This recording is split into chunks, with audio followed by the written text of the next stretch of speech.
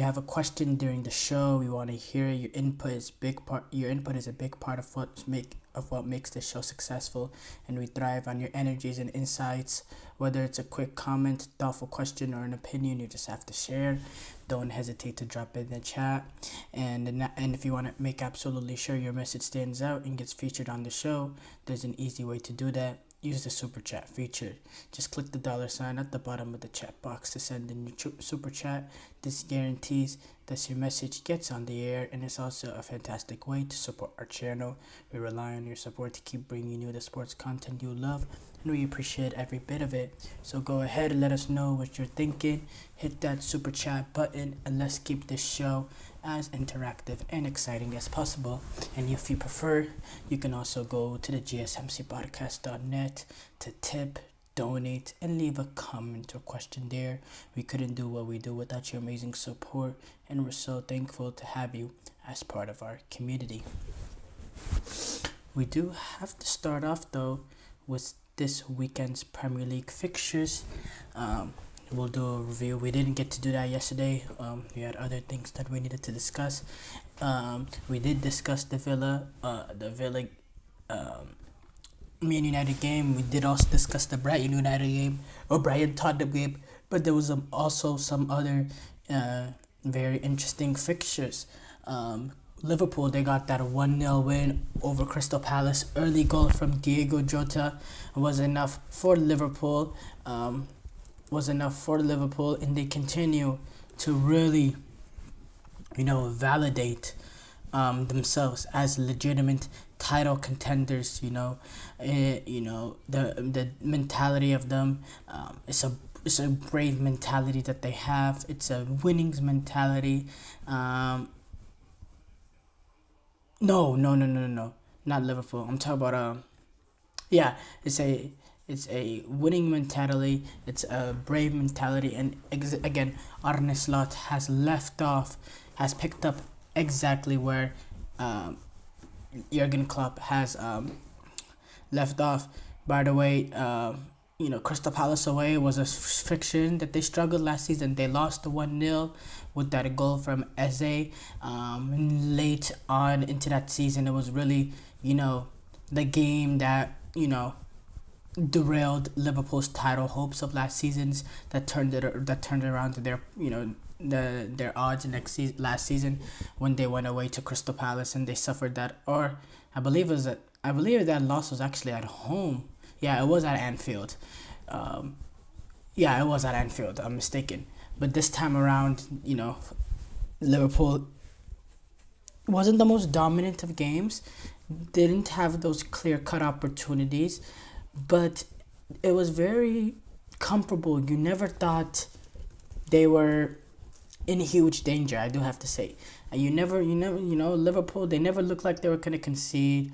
They really didn't have to get out of second gear, and it's the consistency in their performances. I believe this is now 9 wins from 10 for Arne Slot now. They're building that sort of consistency within this team, and look, right now they find themselves first place in the Premier League through 7 games. And they've deserved it. They play some good football. They defend really, really well. They have the best defense in the Premier League. When you look at, when you look at goals conceded, they've only conceded 2 goals this season. And the closest one to them is Nottingham Forest, and Arsenal conceded 6. They have only conceded 2 goals all season. They conceded one in that game against Nottingham Forest where they lost, and then they conceded a goal to, I believe it was to Wolves. Other than that, they've only, and then they had that 1 goal. They've only conceded 3 goals in 10 appearances so far this season. 1, 2, 3, 4. Let me do the math actually. 1, 2, 3, 4, 5, 6, 7, 8, 9, 10. Yeah, only conceded 3 goals in 10 games if you include Premier League and Champions League. For that defense, it looks very, very stable. They're still playing willing, open football. I'm very, very impressed with Liverpool. So, good result for them. Arsenal 3-1 win over Southampton. And you know what? A little bit more nervy than I expected this game to be.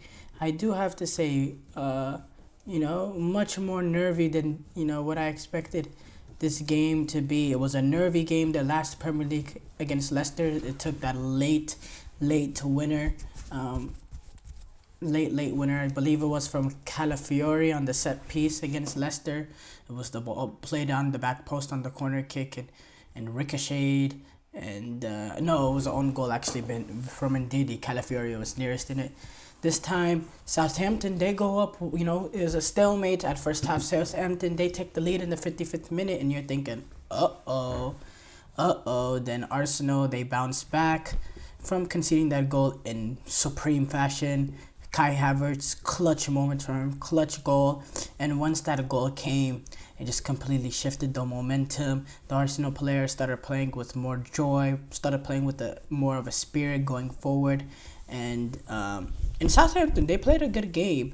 They were defensively solid, and especially in that first half before ironically Southampton scored the goal. But they really had no answer during that period, when Arsenal started sustaining pressure. It was a dull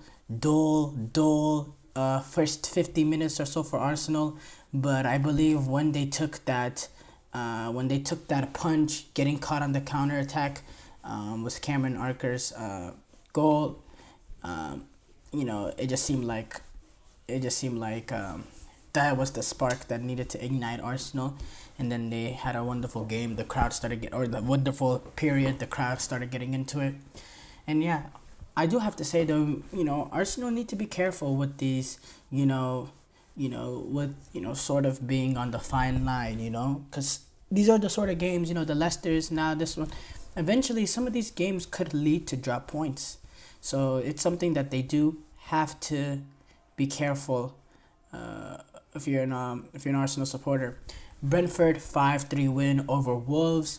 Wow, it was a very fun game to watch. Wolves just too open, man. Just way too open. Wolves are way too easy to play against defensively.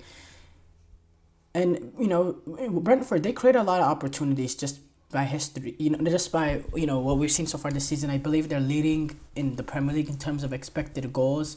Now they don't really have that huge quality in the attacking end to be clinical, but they create a lot of clear cutout opportunities, a little bit like Tottenham. But Wolves, they're just they're just entirely way too open to play against. Way too open. They're too easy to play against. If you got a team that has pace in transition, that can move the ball quickly, that could take advantage of space, they'll take it. And Wolves, they created opportunities of their own. They have a good footballing unit. It's just they're way too open, and I think it's a criticism. In my opinion, it's a criticism of Gary O'Neill, who I believe could be under some pressure. He could be under some serious pressure. And then their set pieces, they fired their set piece coach. Set pieces, they're not good enough. Defending set pieces is woeful. City 3-2 win over Fulham.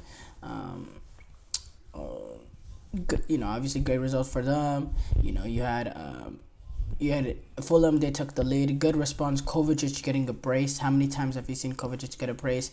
Jeremy Doku seals it with a really good goal to make a 3-1. Jeremy Doku has really blossomed since he's become a City player. Rodrigo Muniz, he got that goal in the 88th minute to make it interesting coming down to the wire. But overall, City doing a City best. And I believe this might be Erling Haaland's. No, Erling Haaland did not score against Newcastle. So, yeah, I thought this was Erling Haaland's first game without a goal for City, but no, he hasn't scored. First Premier League game without a goal for City, but no, he hasn't scored. He didn't score against Newcastle. So yeah, there's that.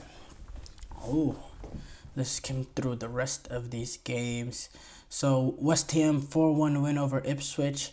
I thought Ipswich was gonna be in this game more than that they were. Overall, just Wolves just had a lot more quality, and that early goal from Mikel Antonio made it a little bit more simple. Liam Delap, he was able to equalize, but yeah, I just believe the quality for West Ham got through. Leicester 1-0 win over Bournemouth. These are the sort of games that Leicester are going to need to, pick up their results. These 50-50 battles, especially playing these games at home against opposition that, not the fiercest of opposition in the Premier League. These are the sort of games that they need to pick up, 3 points, 1 point, and they have the belief, that they're gonna stay in the Premier League. They have that. They're they're former Premier League champions. So that little bit of belief helps them in these sort of games to get results. And I think these are the sort of games that will keep them up. A great result for them. Everton 0-0 draw with Newcastle. Good result for Everton. Newcastle, the struggles continue. They had a decent start. Didn't play the best football, but decent start. Last few games had that bad loss to Fulham. Got a good one, draw against, City, but then now you're dropping points to Everton team, not the strongest Everton team, and Newcastle didn't really dominate that game as well as much as I expected them to. Didn't really create that many clear-cut opportunities against an Everton team that has its weaknesses. But another point for them, I believe that's 4 points or 5 points in the last 3 games. It's getting better from the horrible start they had to the season. That was so we talked about Villa playing United, Brighton taking on Tottenham. Chelsea, Nottingham Forest finished 1-1, and I have been very, very critical on my Chelsea team, but I do have to say, despite this 1-1 result, I thought Chelsea played pretty well. I thought we created a lot of clear-cut opportunities. I thought we were very pleasing to watch. I thought we had a good response to conceding to Chris Wood, Marieke, getting that equalizer. Really, really good goal. He's having a very good season. I thought we created some, good opportunities. I thought overall we played a pretty good game. We were able to control the ball.